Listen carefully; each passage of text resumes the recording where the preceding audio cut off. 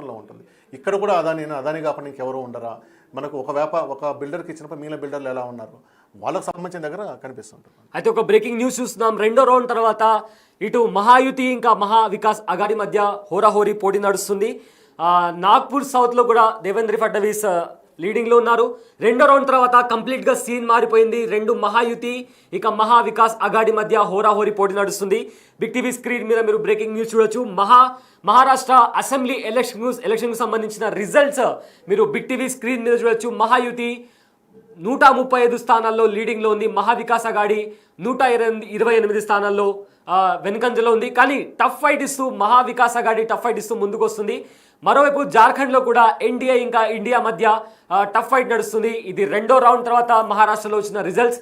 మహాయుతి 135 స్థానాల్లో లీడింగ్లో ఉంది. మహావికాస్ అఘాడి కాస్త వెనుకంజలో కొంత ఒక 6-7 సీట్స్ డిఫరెన్స్తోనే మహావికాస్ అఘాడి వెనుకంజలో ఉంది. ఇంకొక 1 అవర్ లేదా ఒక 30 మినిట్స్ వెయిట్ చేస్తే మనకు ఈ రిజల్ట్స్ తారుమారవచ్చు, లేదా కాస్త డిఫరెన్స్ కూడా కనిపించవచ్చు. సో శివ గారు, ఇప్పుడు టఫ్ ఫైట్ అంటే మనం చూస్తూ వస్తున్నాం, మరీ ఎక్కువ డిఫరెన్స్ ఏం లేదు, చాలా తక్కువ పాయింట్తో మహావికాస్ అఘాడి టఫ్ ఫైట్ ఇస్తూ వస్తుంది. సో ఈ నేపథ్యంలో కాస్త ఒక ఓటమి భయం ఏమన్నా మహాయుతికి కలిగే అవకాశం ఉందంటారా? ఓటమి భయం ఉండదు, వాళ్ళ జాగ్రత్తలు వాళ్ళకు ఉంటారు. ఇప్పుడు ఇంకొక గంట తర్వాత మొదలవుతాయి అనమాట ఎవరెవరితో మాట్లాడాలి, ఏం చేయాలనేది. మనకి ఇంకా 8 సీట్ల అప్డేట్లు రావాల్సి ఉంది. మొత్తము 280 సీట్లకు కానీ 280 సీట్ల అప్డేట్ వచ్చింది. ఇందులో 136 ఎన్డీఏ కూటమి, 129 కాంగ్రెస్ కూటమి, 15 ఇతరులు. అది బాగా ఇంట్రెస్టింగ్ అప్పటి నుంచి చూస్తుంది. ఎందుకు మొదటి నుంచి ఇలా ఓన్లీ 6 మాత్రమే చూపిస్తున్నారని చూస్తున్నాం. 15 మనం మొదట్లో బిగినింగ్లో కూడా చెప్పాము, ఇతరులు ఖచ్చితంగా ఉంటారు. గతంలో కూడా చెప్పున్నాను మీకు, 2019లో 29 మంది అంటే 16 మంది అదర్సు, తర్వాత 13 మంది ఇండిపెండెంట్స్ ఉన్నారు. తర్వాత అంతకుముందు 13 మంది అదర్సు, 7 మంది ఇండిపెండెంట్స్ ఉన్నారు 2014లో. సో ఇక్కడ ఉంటారు. ఆ నెంబర్ మనకు దగ్గర వస్తుంది. మనం మొదట డిబేట్ ఎక్కడైతే మొదలు పెట్టామో ఆ నెంబర్ వస్తుంది అన్నమాట. ఇప్పుడు ఇది కీలకం. ఆ 15 రావటం అనేది ఖచ్చితంగా ఇరు పార్టీలకు ఇబ్బందికరంగా వస్తుంది. One way. ఇంకోటి ఏంటంటే ఎవరినైనా బేరసార్లు ఆడుకోవడానికి కూడా అవకాశం ఉంటుంది. సో ఇంకా వాళ్ళతో మొదలు పెడతారు. ఇంకొక హాఫ్ అన్ అవర్ 40 నిమిషాల తర్వాత అది మొదలవుతూ ఉంటుంది. సో ఇక్కడ ఇతరులు చాలా ఇంపాక్ట్ క్రియేట్ చేయబోతున్నారని అంటారు. ఇంత టైట్గా ఉన్నప్పుడు ఇది హంగ్ ఇండికేషన్. ఇదే నెంబర్ కొనసాగితే ఇది హంగ్ ఇండికేషన్. సో అప్పుడు ఇతరులతో మద్దతు తీసుకురావాల్సి వస్తుంది. కానీ మనం చెప్పినట్టు ఇది రెండో రౌండ్ బిగినింగ్ పాయింట్. బిగినింగ్ అంటే ఒక రౌండ్ అయిపోయింది, రెండో రౌండ్ మొదలవుతుంది. రెండో రౌండ్ ఇంకొక 40 నిమిషాలు నడుస్తుంది అనుకుందాం. 40 నిమిషాల తర్వాత కూడా ఇట్లాగే ఉంది అంటే మాత్రం అది ఖచ్చితంగా గట్టిపోటీ ఉంటుంది, హంగ్ అయిపోతుంది. సీ ఓటర్ సర్వే నిజమవుతుందేమో అనుకోవాలండి. అండ్ ఇది ఒక కంప్లీట్లీ హైపోథెటికల్ క్వశ్చన్. ఒకవేళ హంగ్ ఏర్పడితే రైట్, మళ్ళీ ఇంకోసారి నంబర్ చూడొచ్చు. మహావికాస్ అఘాడి కాస్త ముందుకెళ్ళింది, తన నంబర్ తగ్గించుకుంటూ టఫ్ ఫైట్ ఇస్తూ ముందరికెళ్తుంది. అయితే ఒకవేళ హైపోథెటికల్ క్వశ్చన్, హంగ్ ఏర్పడితే బీజేపీ అంటే ఎన్డీఏ స్ట్రాటజీ కన్నా మహావికాస్ స్ట్రాటజీ అంత ఇంపాక్ట్ చూపించుకోపోవచ్చు అండ్ అధికారంలోకి మళ్ళీ తిరిగి మహాయుతి రావచ్చు. ఎందుకంటే మనం ఇంతకు ముందుకు చూసుకుంటే కూడా మహారాష్ట్రలో ఏ రకంగా బీజేపీ పార్టీస్ని చీల్చి తను అధికారంలోకి వచ్చి ఇలాంటివన్నీ జరిగాయి.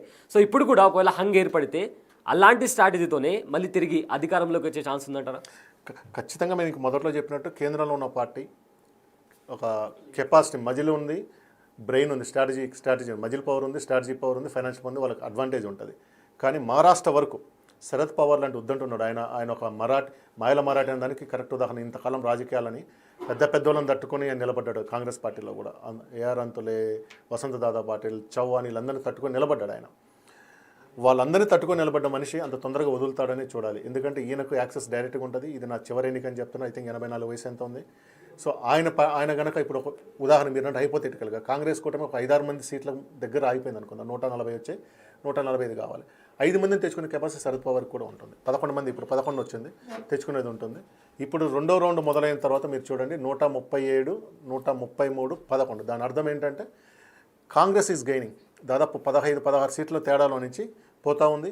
జార్ఖండ్లో కూడా బ్యాలెట్ మొదలైన తర్వాత 37 కాంగ్రెస్ కూటమి, 34 బీజేపీ కూటమి. అంటే కాంగ్రెస్ ఆధిక్యత పెరుగుతూ ఉంది.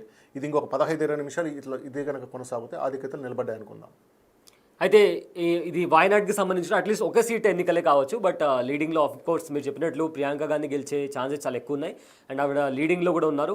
ఇటు మరోవైపు ఇది సెకండ్ రౌండ్ స్టార్ట్ అయ్యేసరికి మహాయుతి మహావికాస్ అఘాడిలో జస్ట్ నంబర్ తగ్గింది, ఇంకా 3-4 సీట్స్కి తగ్గింది. అండ్ మరోవైపు జార్ఖండ్లో కూడా ఎన్డీఏ 34 సీట్స్లో లీడింగ్లో ఉంటే ఇండియా కూటమి 37 స్థానాల్లో లీడింగ్లోకి వచ్చింది మళ్ళీ. సో అగైన్ ఇక్కడ మహారాష్ట్రలో కూడా సేమ్ అదే సిచ్యువేషన్. సో కంప్లీట్లీ అంటే హంగ్ వైపు వెళ్తుందా అనే ఒక అంటే టూ అర్లీ టు కాల్. మీరు ఇంకొక 40 నిమిషాల తర్వాత కూడా ఈ నెంబర్లు ఇలా కనుక ఉంటే అప్పుడు మనం ఆలోచించాలి. ఇప్పుడిప్పుడే నెంబర్లు మారుతున్నాయి. ఈవీఎంలో అంటే యాక్చువల్ బ్యాలెట్ ఈవీఎంలో ఇప్పుడిప్పుడే మారుతున్నాయి కాబట్టి అది ఎట్లా ఉందనేది మనం చూడాలి. అండ్ పాలిటిక్స్లో ఏదైనా జరగవచ్చు అంటారు. ఒకవేళ హర్యానా 2 నెలలుగా హర్యానా ప్రధానమైన ఉదాహరణ. 74 సీట్ల ఆధిక్యత, 90 గాను 74 సీట్ల ఆధిక్యత ఉన్న కాంగ్రెస్ 3వ రౌండ్ 4వ రౌండ్కి వచ్చి పడిపోతే 5వ రౌండ్ కూడిపోయింది. కాబట్టి ఏదైనా జరుగుతుంది. అయితే ఇక్కడ ఏంటంటే అంత మార్పు లేదు, స్టేబుల్గా పోతుంది కాబట్టి అంత ఆశ్చర్యకరమైన ఫలితాలు వస్తాయి అనుకోను. ఎవరు మారినా కానీ 5-10 సీట్లు అట్లా మారుకుంటూ రావాలి. అట్లనే మనం దీన్ని చూడాలి. అండ్ గట్టిపోటీ మహారాష్ట్రలో నాకు తెలిసి మై యాక్సెస్ ఇండియా చెప్పిన 170 నుంచి 200 అనేది రావని నేను అనుకుంటున్నాను. ఎవరు గెలుస్తారనేది స్టిల్ నేను ఇంకొక గంట సేపు వెయిట్ చేస్తాను. కానీ మై యాక్సెస్ ఇండియా చెప్పిన 200 మార్క్ అనేది ఎవరికి ముఖ్యంగా ఎన్డీఏ కూటమి సాధ్యం కాకపోవచ్చు అనేది నా అంచనా. ఇప్పుడు కూడా నా కామెంట్. అండ్ పాలిటిక్స్లో ఏదైనా జరగవచ్చు. ఇప్పుడు ప్రజెంట్ ఉద్ధవ్ ఠాక్రే ఇంకా ఏక్నాథ్ షిండే వేరువేరుగా ఉన్నారు. మళ్ళీ కలిసే ఛాన్స్ ఉందంటారా? ఇదే మీరే చెప్తున్నారు, ఏదైనా జరగవచ్చు. కలుస్తారు, కలవకపోవడానికి ఏం లేదు. అధికారమే మళ్ళీ అధికారమే రాజకీయ పార్టీలకు అధికారమే పరమావధి. ఉద్ధవ్ ఠాక్రేకి ఇగో తన పార్టీ తన తండ్రి పార్టీని తను తెచ్చుకోవాల్సిన అదొక అంశం ఉంటుంది. ఏకనాథ్ షిండేకి రాజకీయాల్లో వచ్చాను, ఒక 2 ఏళ్ళు నేను మహారాష్ట్ర సీఎం కావడం అనేది ప్రధానమంత్రి తర్వాత యూపీ తర్వాత అంత ముఖ్యమైన యూపీ సీఎం తర్వాత అంత ముఖ్యమైన కీలకమైన పాత్ర. అది చేసిన తృప్తి ఆయనకి మిగులుతుంది. సో కాంప్రమైజింగ్ ఫ్యాక్టర్ ఒక్కసారి కనుక ఓడిపోతే ఏకనాథ్ షిండే అయితే రాజకీయాల్లో నిలబడలేడు అతను. లైక్ కాంప్రమైజింగ్ ఫ్యాక్టర్ జరిగే ఏదైనా మళ్ళీ అది మనం టూ అర్లీ టు డిస్కస్. అది ఏంటంటే కొంచెం మాట్లాడడానికి కూడా ఇబ్బందికరంగా ఉంటుంది. ఖచ్చితంగా ఒక 4వ రౌండ్ అంటే 12 గంటలప్పుడు మనం అది మాట్లాడవచ్చు. కానీ ఇప్పుడు ముందే మాట్లాడితే మనం దాన్ని ఆశిస్తున్నట్టుగా ఉంటుంది. రైట్. మహారాష్ట్ర ఎలక్షన్కి సంబంధించి అప్డేట్ మీరు బిగ్ టీవీ స్క్రీన్లో చూడొచ్చు. మహాయుతి 137 సీట్స్తో లీడింగ్లో ఉంది. కాస్త వెనుగంజలో మహావికాస్ అఘాడి 133 సీట్స్తో కాస్త వెనుగంజలో ఉంది. ఇక ఇతరులు 11 స్థానాల్లో లీడింగ్లో ఉన్నారు. టఫ్ ఫైట్ జరుగుతుంది మహారాష్ట్ర అసెంబ్లీ ఎలక్షన్స్లో. సో ఎవరు గెలుస్తారా అని యావత్ దేశం మహారాష్ట్ర ఎన్నికల వైపు చూస్తుంది. సో అదేవిధంగా చూసుకుంటే శివ గారు, ఇది జమ్లీ ఎలక్షన్కి సంబంధించి మహారాష్ట్ర ఎలక్షన్స్ డిపెండ్ అయి ఉన్నాయనే ఒక ఊహాగానాలు కూడా వినిపిస్తున్నాయి. అది నిజంగా ఊహాగానాలా లేదా ఫ్యాక్ట్ చెక్లో కూడా? సార్, ఇది అన్ని ఊహాగానాలే. జమిలీ ఎన్నికలు వస్తాయా లేదనేది చెప్పలేము. ఈ రోజుకు 2027లో జమిలీ ఎన్నికలు రావడానికి అయితే అవకాశం లేదు. అది సాధ్యం కాదు. అది లీగల్గా కాన్స్టిట్యూషన్గా అది సాధ్యం కాదు. దానికి చాలా లీగల్ ప్రాసెస్, కాన్స్టిట్యూషనల్ ప్రాసెస్ ఉంది. ఆయన ఏమైనా ఒక 5-6 నెలల ముందు, సంవత్సరం ముందు తీసుకొస్తాడా, లేదా 2029ని ఒక సంవత్సరం ఎక్స్టెండ్ చేసుకుని 2030కి పోతాడని చూడాలి. కానీ ఇది గెలిస్తే 2027లో వస్తాయని లేదు. 2027 ఎందుకు కీలకం అంటే 2027లో యూపీ ఎన్నికలు జరుగుతాయి. యూపీ ఎన్నికల పరిస్థితిని బట్టి నిర్ణయం ఉంటుంది అన్నమాట. అయితే ఎందుకంటే రీసెంట్గా ఏపీ ఎక్సీఎం కూడా ఏదో జమ్లీ ఎలక్షన్స్ అని చెప్పి ఆయన ఒక కాన్ఫిడెంట్ వేలో ఆయన కూడా చెప్పడం జరిగింది. అది కాన్ఫిడెన్స్ అనుకోవటం లేదండి. పార్టీ నైరాశ్యంలో ఉంది, రాజకీయ కార్యాచరణ లేదు, రాజకీయంగా ఏం చేయట్లేదు. కాబట్టి ఒక కార్యకర్తల్ని యాక్టివ్ చేయడం కోసం చెప్పినట్టుగా చూడాలి. కానీ అదే పెద్ద కాన్ఫిడెన్స్గా చెప్పినట్టుగా అనుకోవాల్సిన అవసరం లేదు. అండ్ ఇంకో అప్డేట్, నాగ్పూర్ నుంచి కూడా దేవేంద్ర ఫడ్నవీస్ సౌత్ నుంచి 2527 ఓట్ల మెజార్టీతో ఉన్నారు.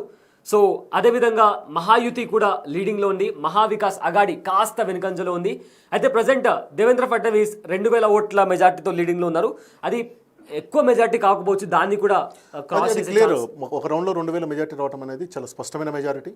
అది పెరుగుతూ ఉంటుంది అన్నమాట. ఓకే, అది పోటాపోటీ కాదు, చాలా స్పష్టమైన మెజార్టీగా చూడాలి. దాన్ని క్రాస్ చేసే ఛాన్స్ లేదంటారా? అదే చెప్తుంది. ఒక్క రౌండ్ తోటి మనం ఏం చెప్పలేము. అది ఖచ్చితంగా 2వ రౌండ్ 3వ రౌండ్ పోయిన తర్వాతనే మనం దాన్ని మాట్లాడాలి. కానీ ఫడ్నవీస్ ఆయన కంఫర్టబుల్ గెలుస్తాడు. ఆయనకు అది చాలా స్ట్రాంగ్ హోల్డ్